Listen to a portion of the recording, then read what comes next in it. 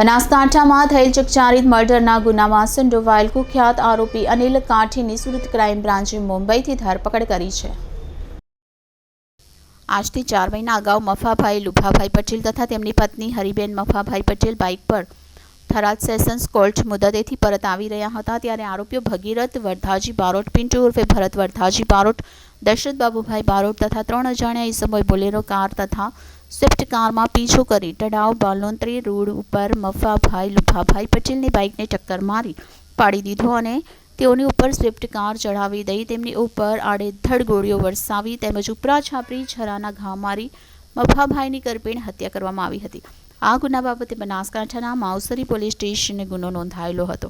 આ ગુનામાં સંડોવાયેલ અને વોન્ટેડ આરોપી અનિલ ઉર્ફે અરવિંદ કાઠી મુંબઈમાં સંતાયેલ હોવાની આધારભૂત હકીકત મળતા જ સુરત ક્રાઇમ બ્રાન્ચની 2 અલગ અલગ ટીમો મુંબઈ રવાના થઈ અને મળેલ બાતમી હકીકતના આધારે મુંબઈ વિરાર હાઈવે ઉપરથી અનિલ કાઠીની ધરપકડ કરી હતી। ગઈ વર્ષે 27/10/2023ની રોજ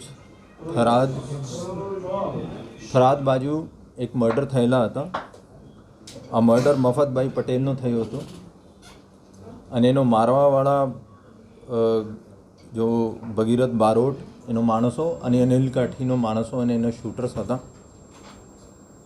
આ બનાસકાંઠામાં થરાદમાં એ બાબતમાં મર્ડર પણ દાખલ થયેલા છે અને એની હિસ્ટ્રી એવી છે કે મફતભાઈ પટેલે 2016માં ભગીરથ બારોટના ફાધરનો હત્યા કરી હતી અને આ જ્યારે કોર્ટમાં જતા હતા ત્યારે રસ્તામાં ગેંગે એનો પીછો કર્યો, એને ટક્કર માર્યો અને પછી એને ઉપર ફાયરિંગ પણ કરી।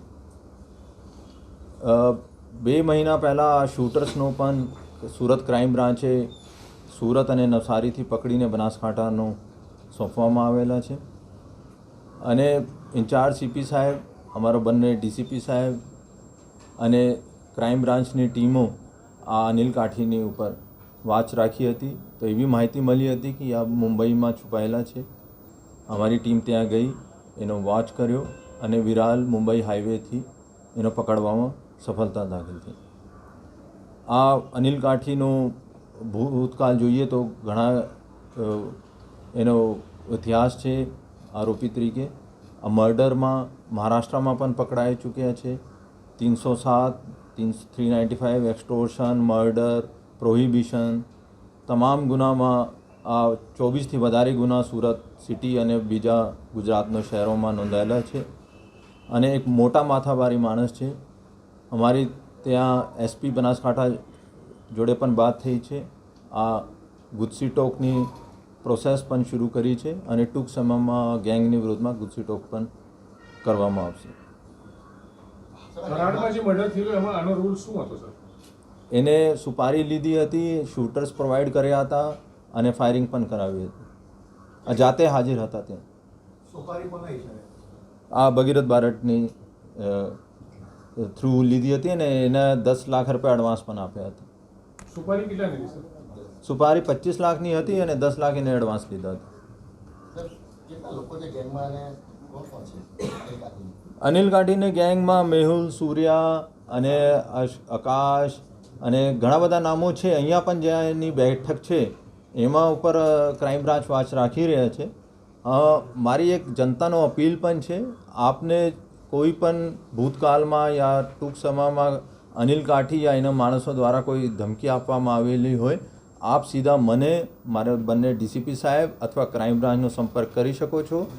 અમે પણ ઈચ્છીએ છીએ કે એને વિરુદ્ધમાં અહીંયા પણ એક ગુજસી ટોક દાખલ થાય। ઘણી અહીંયાથી જ્યારે આ વોન્ટેડ હતા બનાસકાંઠા મર્ડર પછી તો અહીંયા રહેતા ન હતા અને અત્યારે અમે એનો શોધી રહ્યા છીએ, એની સીડીઆર પણ એનાલાઇઝ કરી રહ્યા છીએ, એને ક્યાં ક્યાં રહે છે, કોને જોડે એનો ફાઇનાન્સ પ્રોવાઈડ કરે છે, કોને જોડે એની બેઠક છે। અલગ અલગ જગ્યાની છોકરાઓ છે અને નવસારીથી પણ એને માણસો લીધા હતા, અહીંયાથી પણ લીધા હતા અને બીજા જિલ્લામાંથી પણ એના સંપર્કમાં છે। છોટા રાજન ગેંગના ધર્મેન્દ્ર પંજાબી સાથે સીધો સંકળાયેલો છે તો સુરત